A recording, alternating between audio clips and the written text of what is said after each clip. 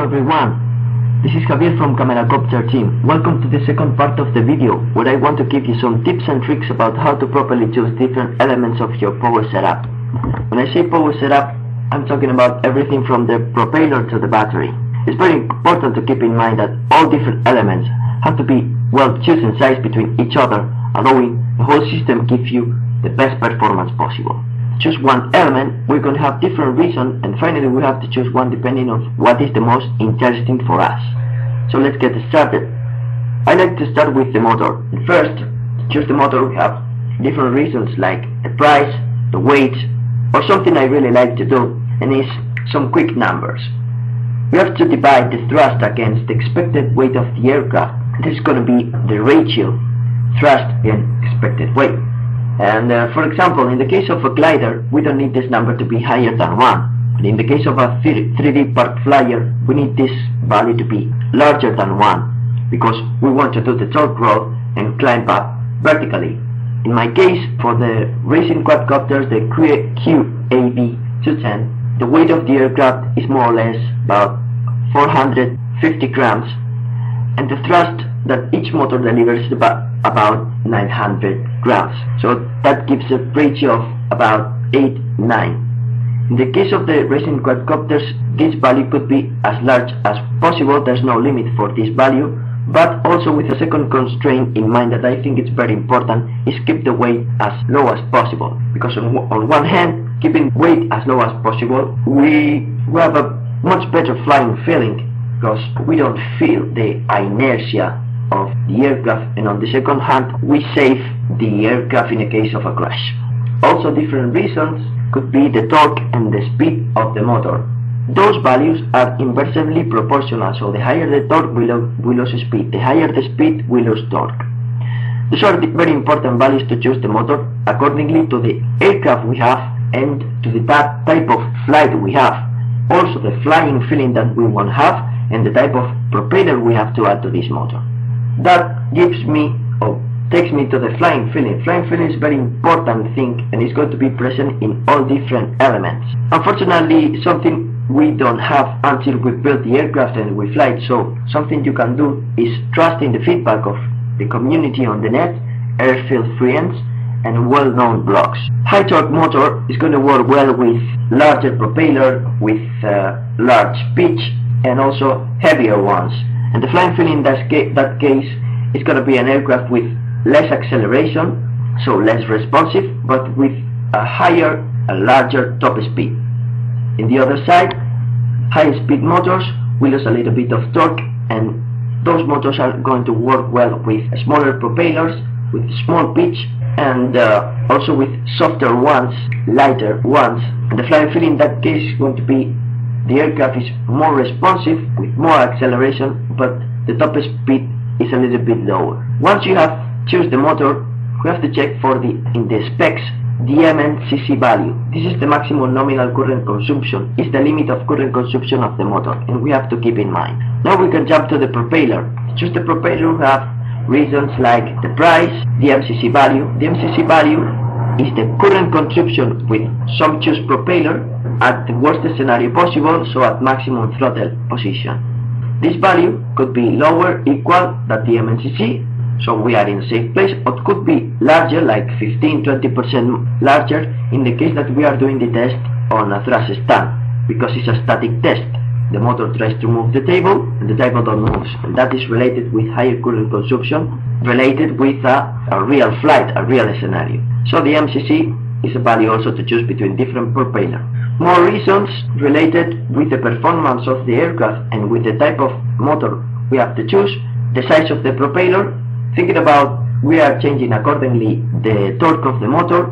A larger propeller gives the feeling of more thrust, more power.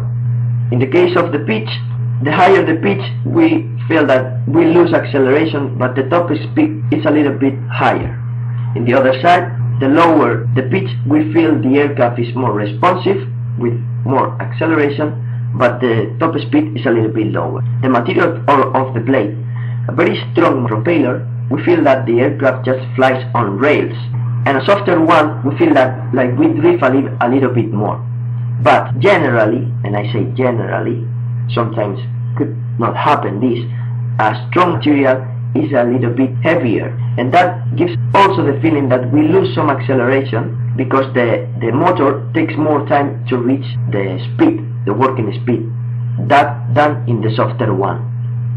But for example, in the case of the carbon propeller, we have a strong material but it's very light, so we even don't feel this loss of response.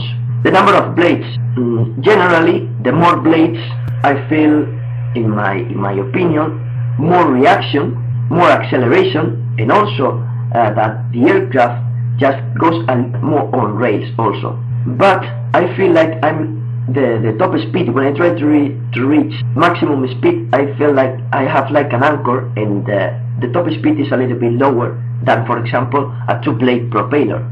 With a two-blade propeller, I feel like I drift a little bit more, I lose a little bit of response, but I could reach larger speed than in the case before. So that's the general flight feeling. Now we jump to the ESC. To choose the ESC, more reasons like the price, the weight, the size, features like the communication protocols, if the curve or break of the ESC, the starting curve, and the most interesting is the value of current consumption, nominal current consumption of the ESC. We can choose the MNCC or the MCC. I normally choose or like to choose the MNCC.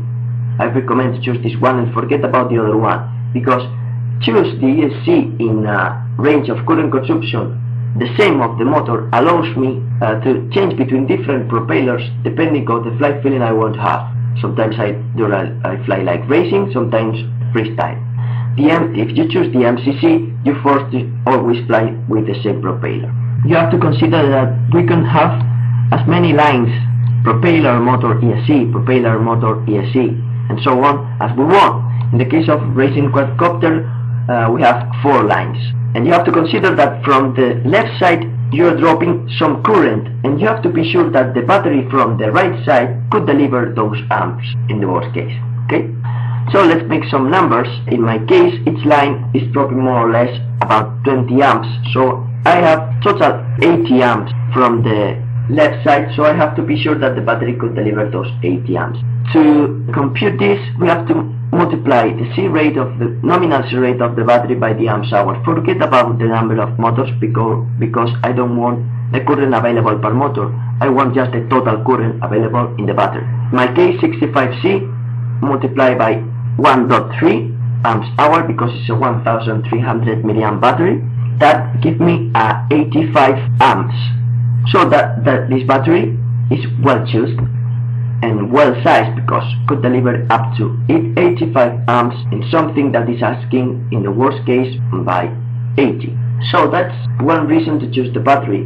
More reasons: price, weight, size, and also flight feeling. The flight feeling in the battery could be, on one hand, the weight of the battery, that if the battery is very light, in my opinion the flight feeling is going to be much better. Also, the flight feeling depends or related with the next. With some batteries you feel that you lose power when the battery is near to be empty, and with other batteries you even don't feel as bad this loss of power. So that's the flight feeling. Different things. The flight time. In the case of the racing quadcopter, this is not a decision factor, but if you are doing some footage or some filming in your aircraft, maybe this is a decision factor, a decision reason to choose between one battery and another one. Okay, if you have one battery and you have 10 minutes of flight, and with other one 2, then that's gonna be some decision factor for you.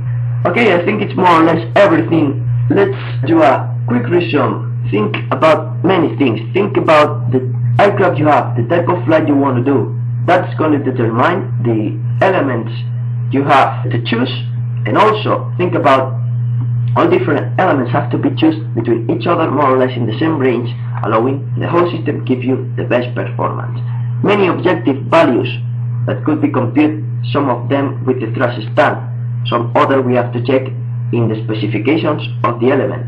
Other factors we have subjective values, subjective reasons. Okay, so most of them you have to trust in the community, on the net, in the feedback of the community on the net, airfield friends, well-known blogs, etc. There is something I want to tell you. In the future, we will be doing some propeller tests, some DAL propeller tests and motor tests using the thrust stand, just to give you the feedback I mentioned before. More information to take decisions, okay? Thank you very much. Have a good day, fun flying, and everything. Bye.